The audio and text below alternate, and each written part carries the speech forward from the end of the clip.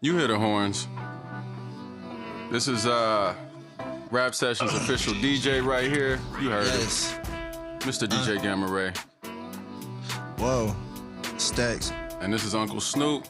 And you about to catch some live bars from the one and only Deucestacks. All pH balance. You can see my talent. It's all in my talents. Yeah. Increase my volume. Yeah. Slime like yeah. Okay, Nike Air fresh, Nike Air check. Bitch, you better give me my respect. I don't flex, I just think and I just make anything in. Keep falling off, yeah. Uncle Snoop, yeah. Call the boss, yeah. No calling off, yeah. I'm just fucking around, man. This Deucestacks to God. Be careful what you pray for. Live and direct in a really good studio with my man International Nash. We got Gene in here in the cut. We got Karan here on the boards, man, and we going crazy. That's at Please Karan on all your medias. He available for all your mixing needs. One of the best engineers in LA. This International Nash here. And today's podcast, as you know, is sponsored by Everything Really Good and Rap Sessions. We in here talking about the LA culture, past, present, and future. And in case you ain't know, things are really changing for the better, because black people are making the changes. It ain't gentrification. I want to shout out to the Connect, like the real Connect, not the plug. Hashtag the Connect, at the Connect on your social medias. That is a entrepreneur co-working space that is live and direct, brand new in LA. We don't want to confuse it with nothing else, but it's at the Bread Yard. You can Google all of that. So we confused with nothing else. Yeah, man. We don't want to confuse it with nothing else, because it used to be, it's the spot formerly known as something else, but that's kind of like how LA is right now. You know, we have the spot formerly known as the Bridge, and some people refuse to call it and refer to it as anything other than what it actually is. Oh yeah, man, we gonna get into that for sure. But before the beat go all the way out, man, I want to shout out DJ Gamma Ray once again. That was the Uncle Snoop beat, and for all of you rappers out there who was like, man, this nigga Deuce was fucking up in the beginning, y'all can go ahead and enter into a contest online. The best freestyle gets what? How much is that? $100, man. All we need you to do is go on iTunes, listen to that song, put it in the background, give us a quick 12, 16, 24, whatever you got. Because if you got the best bars, we're going to shoot you a $100 Cash App courtesy of Rap Sessions, just for the recognition and for shouting out the indie artist, DJ Gamma Ray, who is a DJ, producer, internationally known. He's rocked anything from your wedding in San Diego to your wedding in Johannesburg. He rocked parties. Any wedding ever. Nah. But for real though, that's one thing that is hard to do. You know, I think a lot of DJs can DJ a party, but not everybody is like wedding friendly, because you got to appeal to so many different types of people. Okay, we've landed on a topic. What makes a good DJ? Versatility. I think the number one thing that makes a good DJ is being able to know the crowd, read the room, and appeal to the youngest person in the room and the oldest person in the room. Okay. I would say more than versatility, it's transitions. Ooh. If they have trash transitions, if they can blend, if it just like chop in the middle, or I like when a DJ is able to play a song, have it fade out on a rapper specific bar, and then that bar goes into like the next song. It makes sense. It's like, oh my God, bro. Like an actual, like, you know what I'm saying? That type of care for it, that could definitely make a party that's dead, bro, just be like, oh my God, I didn't even think about this like that, and spark, you know what I'm saying, different emotion in people. So how you feel about DJs that play music you never heard? I like that. I like music that I never heard. I prefer it, especially if it's bops. Now, right. Don't play me Cousin Ray Ray shit just because don't play the Ray shit Ray that you just trying to put on. Yeah, like, I'm letting y'all know now, DJs, play something that's known to move the room. And I would say this too. So as far as the counterculture life, we want to counter culture by giving game. A lot of times people don't give you. You know what I'm saying? One thing I would say from an artist standpoint is don't give a DJ a song that you would not want to hear in the club. If it's your introspective, super deep, experimental joint, nigga, do not give that shit to no club DJ. You have to always, just like anything in your life, know the situation, know who you talking to, and know why this makes sense for them at that time. You like R&B in the club? I like R&B in the club for sure, but I think it's also, you kind of got to know what type of R&B goes. It's either R&B in the club you can sing with or you can dance to. You feel me? Right. So that means it's got to be like, not hella balladish, but a part where if you drunk in the club, you can hit that note with them and be like, man, that shit go. You feel me?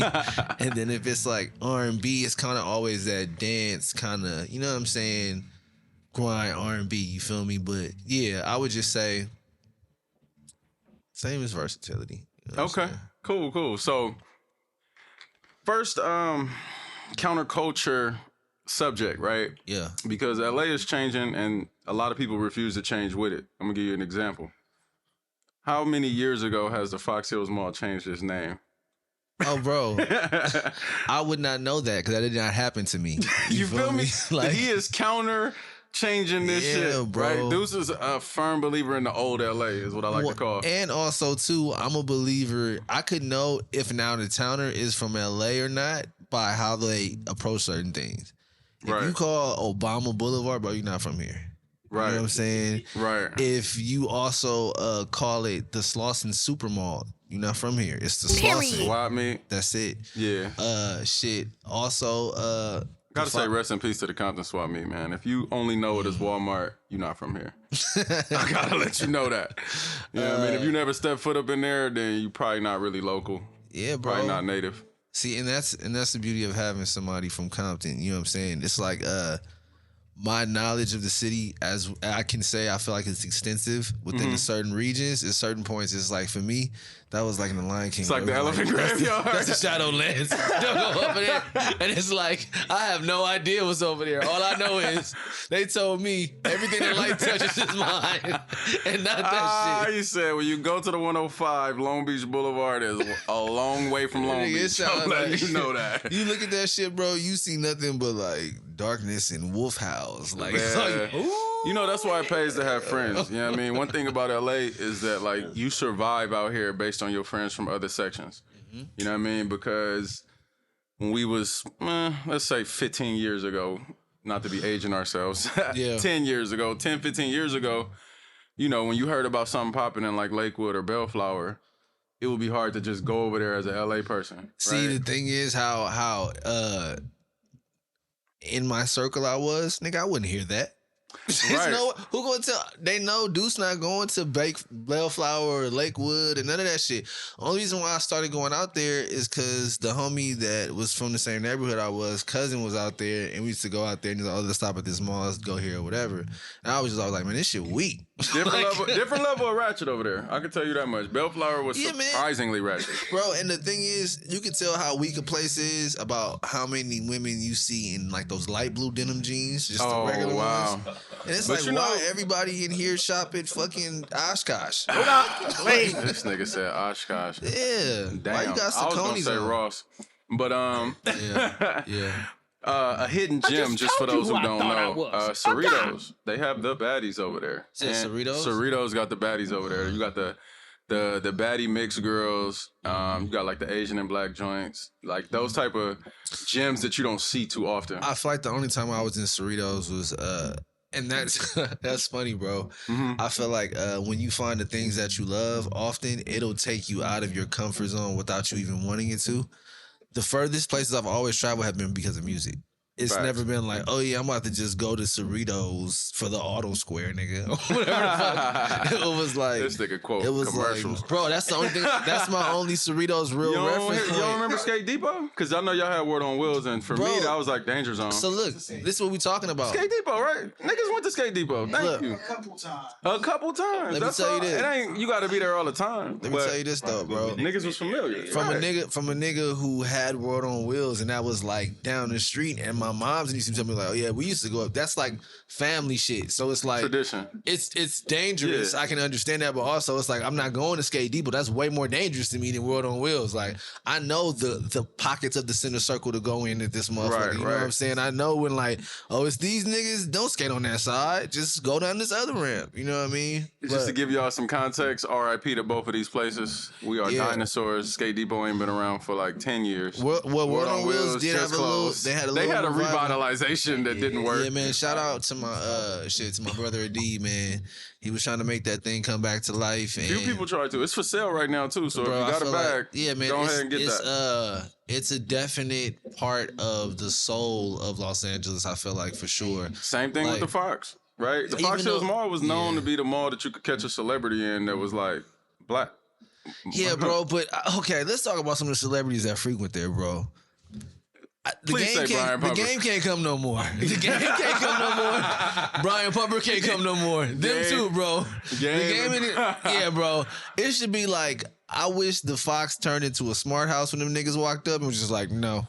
Like, that shit just closed. Hell no, bro. Yeah, it was funny because you could definitely catch like an Omarion up in there all the time. Bro, how many of your homegirls you know that has been approached by either one of them? A few. It was almost like a rite of passage in LA. Like you wasn't really considered attractive unless one of them tried to get at you. My bro was going around being like, hey, so you know who Game is or B Pump?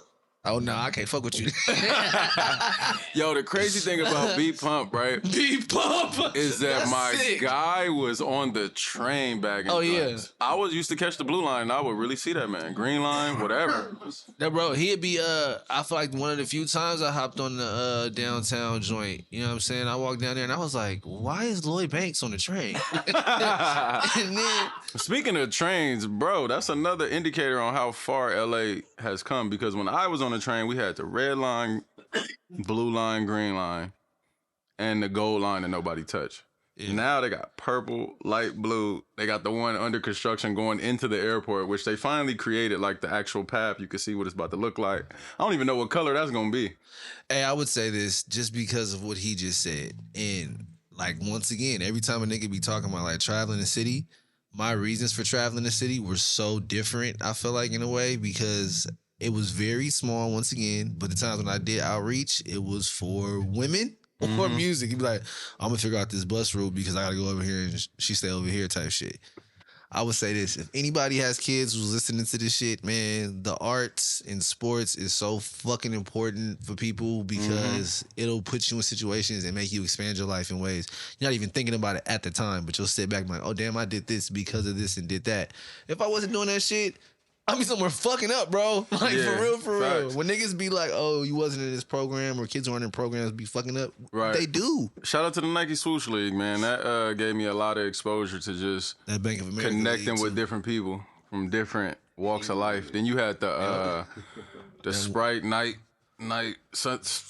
Summer Night Lights. Summer Night Lights. Yeah, that was a big thing. Bro, for the niggas in the hood, they had the B of A shooting stars or shootout shits, them shirts. Yo, a lot of people played for the Y too, right? The Junior Lakers at the Y, that was a thing too. It was like you had different pockets of where people did their thing because you had also the Pop Warner football dudes. But that also connects like a lot of people too. Like it'd be like niggas from different parts of the city be meeting because of that. Like I used to hoop with you, I used to play football with you, yada yada. Right. I'd be saving niggas' lives. It'd be saving lives. So if you a young parent, like you got a kid under 10, you should start looking into what parks you can enroll them into some sports because it'll help them be well-rounded. So extracurricular activities, man, fucking coloring, whatever the fuck, man. Let them niggas do that shit. So speaking of changes in LA, right, and some of the culture shifts, right? So they had to get away from the name The Bridge because of so much years of niggerosity. Right? It was like deep-seated evil Negro cantations that took place there. Yeah, like, and the crazy thing is the bridge is nowhere in the hood, right? It's like damn near. But this is the thing, bro. This is the lesson. Let it be a lesson. Don't come to the border of the hood, my nigga. Don't try to be on the cusp, okay? If it is, we turn up the same way. Even worse on the cusp because we can see a little bit of the good shit over there. So it's like, you know what? Man, I'm about to fuck this shit up and go home. Yeah. It was wild to me because the few times I went to the bridge, it would be like I would go into a movie. Let's say I'll catch the 8:30 show. Yeah. Come out at 10:30, the whole strip look totally different. It's just a bunch of niggas in white tees. You know why though? Because the fucking curfew. The females. Yeah. The curfew, nigga. And there was baddies there. Yeah, but 10 o'clock, the 9:45 to like 10:20 window was like hella popping because everybody was like waiting for their ride. Right. And now it was like the coming. original parking lot pimping. Oh yeah, You know what I mean? That was like where it started. That was where you got your like first experience of like, let me see who I could pull before this window is up. All right, bro. I'm gonna do a true story right now, bro. Let's go. It was my first time, bro, really getting rejected, my nigga. You feel me? You was at the bridge? At the bridge. Oh shit. And the homie was like, he didn't see it as that, but you know, like, bro, let's say when you hooping and you up, bro, you cooking, and then you lose the game, you hot. Niggas like, bro, you just won 9 games. He's like, nigga, fuck that. We gotta play again. It's like, no, we done. You feel me? But like that night, bro, we was out, shit. It was like high school shit. Niggas that went to another school, it was a football game. We was all playing the game like who can get the most numbers and shit, bro. Mm-hmm. Up, bro. I had like 9 numbers. Eating. I see this one chick who I used to like have like a crush on. And I'm like, oh, okay, like, but I was always spooked to see her at school and talk to her, nigga. Oh, damn. So you caught her outside of school? Caught her outside, but she was like a senior. You feel me? What year were you? I was in like 9th grade, bro. Like, Freshman. Yo, that's how you knew you had juice. I'm not gonna cap it, bro. When you was a freshman or sophomore shooting for the seniors. Oh yeah, bro. I was shooting my shot. Yeah. So fuck it. But I had seen her at school and I folded the other day because you know when you be a kid, nigga, be like, man, I need my haircut, bro. And then I had my haircut and I was like, man, my fit is cool, but it's not really sitting right. You know what I'm saying? So I remember I had seen her up there or whatever, and I was like, man, I'm about to go talk to her. So I walk up. And I'm like, yo. And her homegirl was like, it's not a good time right now. Like, it's not a good time. Like, what's going on? And I'm like, I'm trying to talk to her. Was you on your solo or you had like one of the homies with you? The homie was walking up with me because he was supposed to talk to the other girl, but he fell off. Picture, man. Bro fell off. He lagged back. You know what I'm saying? And also too, he was also a freshman. Yeah. Yeah. I think we're both. No, maybe we're both sophomores, bro. Maybe we're both sophomores. I'll probably say that. Anyway, bro had fell off, but he was supposed to pull her. I mean, we both have been saying this type shit. We bought the bag though. Yeah. So, bro, she was like, nah, something. And I'm like, all right, bet. So, like, I'm standing off to the side, and then these dudes pull up, bro, and like some whips, bro, some tricked out whips, bro. The motherfuckers had like lights underneath, bro. Probably had the Lambo doors on the shit. I was just about to say that. They had bro. the TVs on the inside, bro. He had a Honda Civic. The other nigga had like this Lexus that was going dumb. And I'm sitting there and I'm like, man, I hope these girls don't get in this car, bro. Right. On everything. And the first thing the niggas do, nigga hop out, Lambo door pop up, play his horn, she come running out. And then nigga with the stupid subs. I'm sitting there like shit rumbling. And then nigga subs louder in your voice. She was like, oh, what was you gonna say? Like, what was you trying to say? Like, couldn't hear you. The music was too loud. And I was like, I had nothing to say, man. There's really nothing you can do when a nigga driving and you're not. Bro, they got in the whip. I'm sitting there and like then, bro, I felt like was the ethos of like my Batman shit. I was like, never again. Y'all just heard Deucestacks' origin story on why he went on a tear for the next 10 years. Never again shall a nigga stunt on me. Never. All right, bro. So that brings me to another idea, right? Hot spots in LA where you just pull up to, get numbers. Because I think the bridge, currently known as the Howard Hughes, is definitely one of those spots.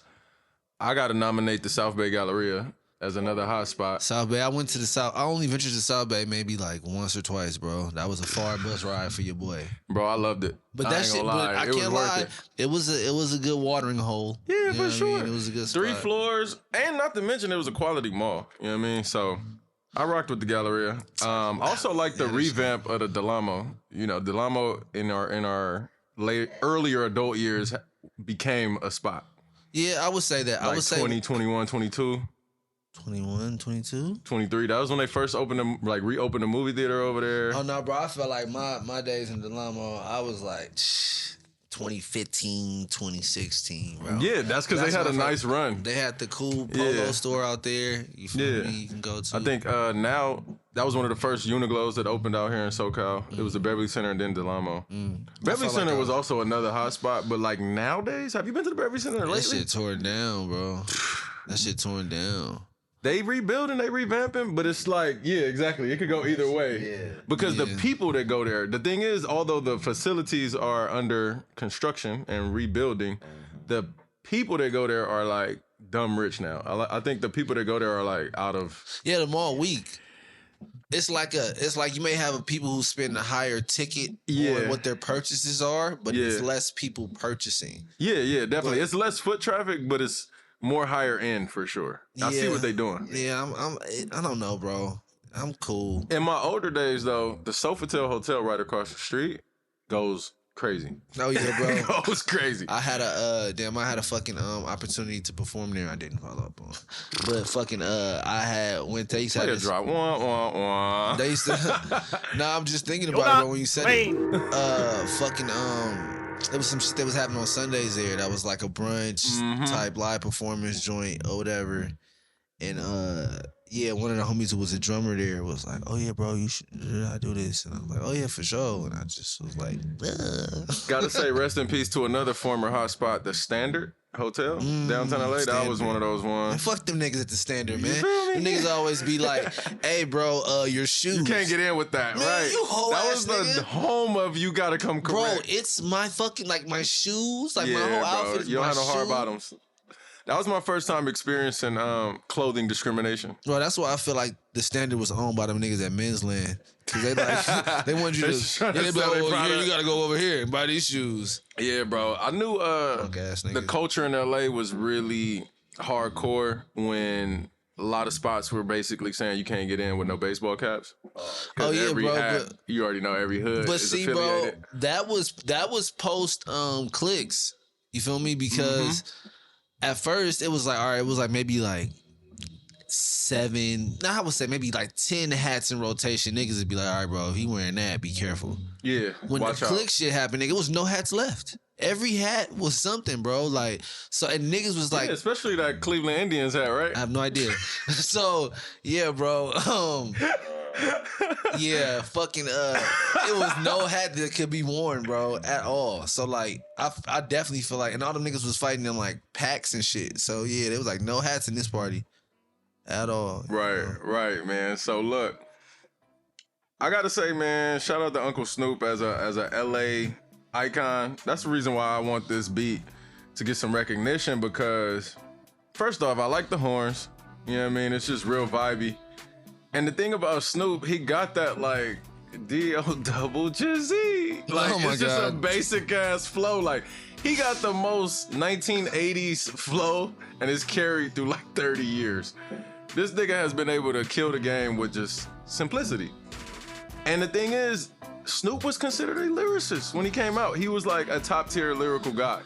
You know that. And it's tough because you know how we discriminate against Long Beach. And then even back then, hey man, all love to Uncle Snoop, bro. That's all I'm saying. Hey, I rap, so I certain things. He transcended, you know? He transcended. He broke all the barriers against him. And that's why I will give you respect that. him. I will You give know you what I that. mean? And I'm gonna say this. Snoop on the West Coast, Snoop a West Coast legend. I protect all real West Coast niggas. Yeah. Ain't too much funny style shit niggas have ever said about Snoop, period. Right. Even the niggas who be like, cuz blackball me. It's like, well, what did you do? Because I also know this nigga does a lot of shit for everybody at the same time. So, and he did a lot of things that people don't really remember. So, for example, Snoop had a tear where MTV was in his back pocket, and he even sold them the show Doggy Fizzle Televizzle. You remember that? oh yeah, I do remember that. I do remember that. That shit was hella dumb. It was like the original trolling. You know what I mean? I do remember that. And another thing that people just don't really acknowledge him for is that he did have a successful clothing line. That Snoop Dogg clothing, a lot of people was rocking Yo, that bro, shit. I got roasted for wearing some Snoop Dogg clothing one time. But niggas had it. I had some too, and I got cooked as well. That's something we have in common. One thing that was funny to me was like his pants. when you cuff them, they had the blue bandana around the bottom. Oh yeah, bro, I couldn't do that. I couldn't do that. Paisley. That's my thing about Snoop, bro. This nigga took Crippin' to entire new height. You know what I mean? You know, I feel like Snoop is the true embodiment of having true vision of oneself, you know what I'm saying, and fully embracing it. Like, even the fact that, like, I feel like the Snoop name, it may have been on some hood shit or whatever the fuck, but also somebody kind of making fun of bro because he looked like Snoopy. But also, like, falling all the way into it, like, oh yeah, put me looking like and Snoopy I'm a dog. on my doggy style. You know what I'm saying? Like, bro, that's fire as fuck. Think about it. Nowadays, a lot of people are animating themselves, right? Like we seen Pooh Shiesty had a lot of those album covers. He was a cartoon, like made out of clay. Okay. Bro, I think all of that is because Snoop. Snoop was like the first rapper to give you a real cartoon rendition of himself over time, multiple times. I don't have enough reference of albums to confirm you on that, but I can say that there were a bunch of like psychedelic trippy ass album covers back in the 70s and shit. You know what I'm saying? Where shit was like hand drawn and all that. So Snoop is a big embodiment of like 70s music and 60s. You know what I'm saying? Because he got the Shirley Temple curls. So I he feel was like killing it. Even if we talked to bro and asked him, he'd probably be like, oh yeah, it was this so-and-so. You know what I'm saying? So Snoop is definitely a pioneer. Yeah, man. So if you don't know, go do your homework. The man got an amazing discography. One of my personal favorite albums is The Last Meal. Yeah, Blue Carpet Treatment too. Right. So that's the reason why this beat is up on the Rap Sessions challenge board. $100. This is our call to action for y'all. If you got some bars, $100. All you got to do is give us some bars. Hashtag Rap Sessions, tag us at Rap Sessions, just like it sound. Cash App too, that means the Cash App is right then and there, you know what I mean? Boom. We're gonna do this for the month of September. Yeah. And if you hear this, it ain't too late. You can go buy yourself a decent eighth with that, not the ones you normally be getting. Yeah, you can get something, you can go to the cookie store. Yeah, get something fire get you some on fire. us. Yeah, bro. On us. So, yeah, man, this is just us and what we do. We like to engage the people, engage the community, engage the streets. Because, I mean, at the end of the day, that's where we're from, that's what we represent. And we showing y'all that it's just so many other sides of LA. Everybody ain't got to be, like, super banged out. Like Pac said, everybody in LA do got a little thug in them. But, you know, I feel like original gang members for real were here to protect their community. You know what I mean? Yeah, man. And once again, this is the Counterculture Life at a really good studio in Los Angeles, California. Deucestacks of God here. International Nash. Please come on the boards. Yes, and sir. I hope y'all are enjoying yourself, man. Yeah, we just wanted to give y'all like a quick little tutorial on some of this LA culture because we talking to everybody. You know what I mean? If you in LA, if you pass through LA, if you got love for LA, this podcast is for you. You know what I mean? Yeah, and as us talking about different things with the culture, in our brainstorm meeting, we fell into a topic that I want to discuss. What we doing now? I'm getting into this Mean Green Fire Muzic Instrumentals Vol.1. Mean Gene, my bad. He's smoking green. He's drinking green. Smoking green in the air, man. There's a bunch of green in the air. All good things. Green mean money, but it's my man. Yeah, Mean man. But we got a Gene special with the producer in the Fire building today as Muzic our guest. Instrumentals. Mean Gene, man. It's my first time meeting him. He got this Fire Muzic Instrumentals Vol.1 that is available on all your streaming platforms. This track is called Good News. Yeah. We try to keep everything really good around here. Yeah. So we're gonna let some of these beats rock. This would be your time to roll up and continue to vibe with us.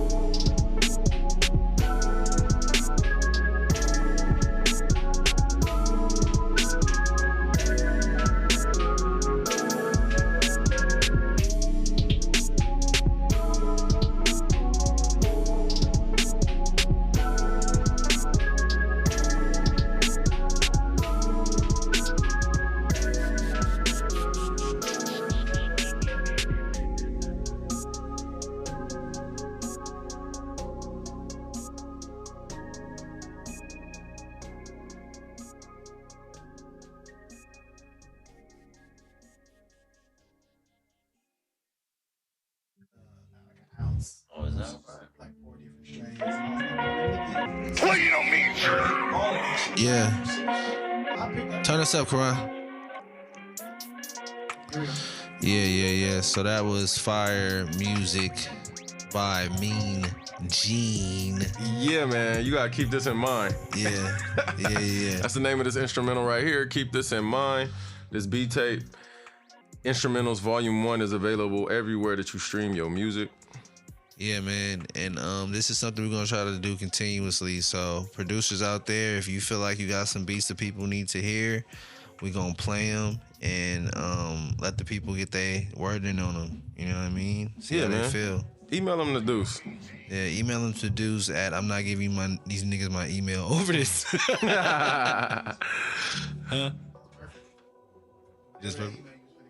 Oh yeah, that's perfect. That's it right there. Hey, look, in the meantime, we got I'm not giving you niggas this email at gmail.com. Yo, that's comedy. Look, in the meantime, while we get the counterculture email up, it's rapsessions310@gmail.com if you got some beats. Yeah. And we will shop them to some artists that we work with. So yeah, you can hit us up too on Instagram. We'll drop all that stuff later. You can that'll get tagged. Actually, we'll probably put that on the album art. Yeah, I'll do for the show. Yeah, we'll do that. This is our third episode. So you bitches can follow. Third episode, man. So we're gonna let this instrumental rock in the background. But I believe Deuce had more to discuss about this culture out here. Yeah. So we were talking earlier about like films, I believe, in our pre-meeting. And the death of the cult classics. Yeah, the death of the cult classics. So beyond the cult classics, which I feel like maybe it's not beyond. Maybe we're saying the same thing. I'm just defining it differently. But I feel like the great movie is dead. Like we haven't had like great movies or those things that like make the culture, and I mean like as far as like entertainment and media consumption culture shift in a way that it's a conversation piece going on moving forward. Only one we have, bro, in the past fucking damn near almost 30 years? 30. No, 30. The Matrix. That's it. That's the one that's worth watching. Bruh, people worth still reference mindset. The Matrix in raps right now. It'll be somebody with a 16. Is fire. I'm a big fan. Like I saw the first 3 in movies when they came out. Like I was ready to go. So, for example, we've had other things that have come and went. Harry Potter spent over like what fucking 20 years, my nigga. Nobody care about that shit like that. Avengers. That was huge. Avengers, I feel like Marvel is still kind of ongoing and a living thing, so people still do reference that, and people always reference. I really like the last Spider-Man. I ain't gonna lie. I did not see the last. I did not see. Yeah, when they introduced the multiverse and they brought all the Spider-Mans back, that shit was fire. But okay, for example, that's still all right. The Matrix, it was brought from a book as well too. So damn, and maybe it predates that. But I'm saying that something that's an original. You know what I'm saying? Work concept, create something. But now that I think about it, bro, it's not too many original concept movies that I really fuck with. Like Inception? Titanic. That may have been from a book. Man, everything is from a book. But that's my point. You know what I'm saying? Like, what's something that's like a movie that was like? Because think about it, bro. Titanic was based on real events, right? Yeah. Hunger Games was a book. Hunger Games was a book. Fucking Harry Potter was a book. The Shining was a book. Was Fight Club a book? I feel like it was a book. I feel like it was too. And fucking The Matrix was a book. Well, the thing Terminator was a book. Books is the original media. You know what I mean? So you can't really be mad at the adaptation and the evolution. Yeah, but it's like, okay, an adaptation and a realization at one point is something that's unique, but then after a while it's overdone. If everything you get is just a book, like fucking Lion the Witch in the Wardrobe, they made into movies, my nigga. Like, they'd do anything. Anything that niggas have read before, they'd be like, oh yeah, that's a movie. Niggas read the little engine that could. It is a actual live action little engine that could shit out there somewhere, bro. Like live action. You anything crazy. I'm telling you. What you think about the Pinocchio trailer? I haven't seen it. Is it? You haven't seen it? Nah. Is it? What is it? It's about to be real life. Like it's basically the same way they keep doing the updated stories. Like for example, Snow White when they took it to Maleficent and told it from that end. Lion King when they made it a little more realistic. Lion King was almost like a play-by-play, but just with like new, you know what I'm saying? New animation, right? But it made it look like it was real animals versus cartoon. Okay. And with the Pinocchio, they making it look like real people, you know? But do you think it's going to... Okay, so are you a fan of movies that like mimic a remake? Things like exactly? Yeah. That's tough because, like, for example, Space Jam, I didn't really like that. You like the original or the remake? I like the original, but I didn't like the remake. The only thing that I did like was Don Cheadle as the algorithm. That was pretty dope to me because the algorithm is running shit. Yeah. But yeah, look at this, bro. Look at this trailer right here. This shit is pretty epic to me. You know what I mean? And I'm looking forward to it because it just looked dope. And the way that the shit play out. Oh, wow. Niggas need to know about their conscience. Right. If that's the way Pinocchio looks, that's bro, fire. This shit is about to be lit. See, I thought it was about to be like some Pinocchio corny that shit. Looks different, bro. But if it looks like the actual that's fire, sick, bro. I'm trying to tell you. Yeah, it's about to be dope, bro. Oh, it's still cheap. I mean, duh, he a doll. Yeah, it's but fire, though. You know the way they blended it, I'm just appreciative of the way that the art has evolved. Yeah, that's smack. Yeah, it looked dope to me. My favorite line, my favorite scene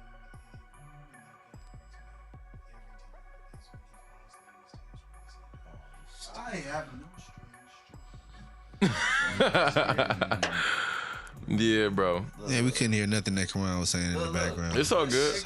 If you know, you know. He ain't fall that time. These niggas, all right, bro. These niggas are fully enthralled in this Pinocchio trailer. I'm not doing this with y'all right now. Yeah, no, you know you're gonna watch it later. But I just think that, like, niggas grew up on Disney. Just the concept of your conscience, like, a whole generation really need that because there's a lot of people out here that just don't have no inner voice. All right, so question. My larger point was, do you believe that the decline in movies and cinema matches the decline in music? And do you believe that, or do you believe there's a decline in music, or do you disagree? All right, so I think that, for example, I was going back listening to some old Drake today, and a lot of his songs was 4.5, 5 minutes, 6 minutes. Like, Drake was really giving us full songs, and I think as a person who we can, agree is like top of the game, for his song length to somewhat dwindle on certain tracks, because the average song length nowadays is like 2 minutes. I think that's the indicator of how far we've come. We went from 5 minutes to 2 minutes. But do you think his quality has dipped or just the length? That's the thing. Length is quality. Because if you're giving us music, right, you're giving us the little instrumentation to let it build up. I really appreciate that unfolding in terms of these tracks. And one of our favorite artists that we can agree on is Joe Budden, and he is the king of 6-7 minute songs. You look at the last J verse, it was 5 minutes. You know what I mean? So it's like artists aren't taking that much time to put into the craft anymore because niggas do line by line. Yeah, and I think also the art is just a launching pad into other realms of consumerism and celebrity. So I don't think the art is being held to the standard in which it used to be. All right, bro, I'm gonna keep it a buck with you. It's motherfucking Lil Wayne's fault, man. It's Lil Wayne's fault and his whole fault, all right? And I'm gonna tell you why it's whole fault. Hove is a fucking anomaly, okay? Hove is LeBron, and niggas be like, man, it's so easy just going to the rack, but you can't do it, okay? Hove not writing, fuck niggas up, and got niggas being like, oh, I don't have to write, when they should be writing, okay? You should be writing. And then Wayne fucked it up even more by actually showing nigga, oh, no, it could be done. Right. And Wayne did it. Demonstrating it. See, the difference is Jay only telling you half of the truth because although he's not writing, he's playing around with them verses in his head all day long. And he's going back and forth and he refining it. Okay, so there's a yes and a no for that. And I'll tell you why. There was a time when I for sure thought and believed as you did, like, nigga, this nigga's cat, bro. He got a bunch of verses just stored up in there, right? Mm-hmm. But to go from a person who could only write by myself and then to learn how to write faster around a group setting, and then to learn how to like, okay, well shit, I can't write right now, so it's just a couple bars I can remember. To doing that and building that to even being like, now when I write, I could write a 12 in like 5 minutes. You know what I'm saying? If a person is practicing just rapping in their head and doing that shit 24/7, which if you on the corner serving or slanging, nigga, you have a lot of fucking free time, bro. Like to be doing that shit. I do believe it is possible that he's so good at it now and that his level of rapping is at a high level where bro could freestyle a verse and it sound like that. Because him writing, I feel like even that verse he just did, that 5-minute one, it would sound better than that. And that verse he was cooking. And let me just interject. I watched artists you probably know, Richard Wright. I watched him do the same formula that Jay does. It's not freestyle. He's really just writing the verse in his head. Yeah, he's writing it. Write it down. Once he get the first 2 bars, right, and he continues to go, and they don't come out and go into the booth until they got the whole. Yeah, and it's until they've rehearsed it in their head enough. But it's never written down. Like right. Like I watched Rich do it where he's mumbling just how you would see Jacob. Right. It's the same thing. But the new version is not. New version was Deuce is saying I think of the line as it go, and that's what Wayne does. He doesn't. Right. He doesn't put the whole. He's not repetitive about it. No. Nah, you can tell. I think with he listens to it and then he comes back in. But he's got, but Wayne has actually gotten better because the difference between Hove and other niggas is Hove has a conscious line of thought. And that can happen freestyling within 15 minutes. For most niggas, it can't be that. It could be like, oh, I can rhyme Heineken and Live Again. But it's like, okay, that don't really like. So I think another thing that we are not acknowledging is Hove's literary scholarness, right? Because he's applying a lot of elements of literature that I learned in English class, right? Like alliteration, entendres, metaphors. You know, like a lot of this stuff that's going on in music doesn't have any literary element. Like I listen to somebody who, for example, right, certain artists, and I hate when I have to hate on niggas because I like to do it, but I hate when I have to like. You're forced to. Yeah, right. But let's say somebody who selling a lot of streams like a Moneybagg Yo. I feel like Moneybagg Yo is popular. He doing numbers. But I don't hear too much literary elements in what he's saying. It's like very cut and dry, straightforward. Versus someone like a Kevin Gates, I can hear different cadences, metaphors. He may be talking about things that aren't as blatant, similar to what Hove does. Hove will tell you something, and what he's saying is not actually what he's talking about. Okay, now as a Hove fan and a person who has a love for words, there is something to be said for people who can communicate in a very basic form but reach a wide form of people and connect with them. Sometimes people say that if you use like a bunch of words for some shit, you don't really understand it. You know what I mean? Like for example, there's a genius in Too Short. You can't describe that shit, bro. But it'd be like, bitch, shut up, make this money. Niggas be like, damn, bro. And I think tonality, shut up and make this money. Like, tonality, the convincingness of that emotion. You know what I mean? A lot of artists ain't being too emotional. Yeah, I feel like it's a contrast. I feel like, perfect example, when me and Space be rapping. Space was recording, bro. And he like, man, I gotta drink some water, my nigga. I said, bro, you straight? He said, nah, nigga, I'm animated, bro. I be, you know what I'm saying? Throwing my voice around, yeah. I be like, okay. And I thought about it. I'm more wordy because I'm less animated. You know what I'm saying? So it's like me trying to like, the difference between a nigga flinching at you and a nigga being like, hey, young blood, let me talk to you for a minute, man. I'm trying to let you know you fucking up going this right. way. You know what I'm saying? But I think that's also just a cultural context in which y'all were derived, right? Because he from the South. Niggas from the South just speak more animated. You know what I mean? Hey, shawty, what the fuck? You know what I mean? Like, but that's just regular conversation. Ass, nigga. Right? But they loud, they got the inflections, and that's just regular conversation. Yeah. So, you know, us out here, we real monotone. You know, you would think we not enthused. Off, nigga. You know what I'm saying? It's like if I start yelling and shit, I'm about to sock this nigga. So I'm trying to chill. Yeah. So, you know, I think the musicianship combined with the literary genius that is lacking is why we think that the art is dwindling, but then you got certain artists. I love Griselda. I think all three of them really do what they got to do to keep the art alive, right? I think also the East Coast has a different respect for like the pen game and actually creating this art, you know, versus out here. Larry June is a very popular artist right now. He tell you what it is. He ain't really trying to be all witty and... I've never listened to a Larry June song. It's unfortunate, bro. You should know your peer group. Cause he right there with you. Y'all similar in age, similar in style. I'm gonna explain something, nigga. I'm just saying, man. Nah, it's a peer group. On some real shit, a peer group is what you see it as. You know what I'm saying? And so is LaMelo and Ja in the peer group? John Morant and LaMelo Ball. I don't think Ja sees it like that. Probably not, but they there. And Deuce don't see it like that neither, nigga. And that's all I'm saying. You Ja Morant ass nigga. All right, bro. I'm Ja, but when the Mello get up here, we look at our wins at the end of the day, and it's like, all right, the nigga listen to my shit and be like, oh, he ain't talking about nothing. I don't know what the fuck he was listening to. Yeah. All I do is talk to niggas. Put the show on speed.